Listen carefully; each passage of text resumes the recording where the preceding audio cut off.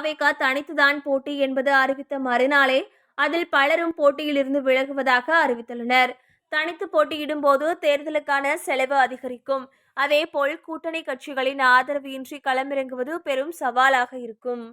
தேர்தல் களப்பணியை தனித்து மேற்கொள்வதில் சிரமத்தை ஏற்படுத்தும். இதனால் தேவையின்றி செலவு செய்து தேர்தலில் தோல்வியை தழுவலாம் என பலரும் தாவேகா தலைமைக்கு சட்டசபை தேர்தல் போட்டியிலிருந்து விலகுவதாக அறிவித்துள்ளனர்.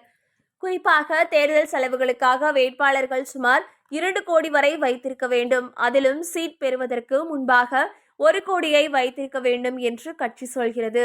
ஆனால் தாவேகாவில் இருக்கும் பலரிடமும் அவ்வளவு பெரிய தொகை இல்லை. இருப்பினும் கூட்டணி அமைந்தால் கடனை வாங்கி களமிறங்கலாம் என்று பலரும் நினைத்தனர்.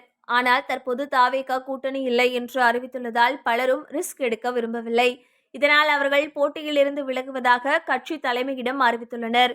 சென்னை முதல் கன்னியாகுமரி வரை பல மாவட்டங்களில் தேர்தலில் போட்டியிட ஆர்வம் காட்டியவர்கள் தற்போது பின்வாங்கி உள்ளதாக தகவல்கள் வெளியாகியுள்ளது. இது தாவேகா தலைமைக்கு புதிய சிக்கலை ஏற்படுத்தியுள்ளது.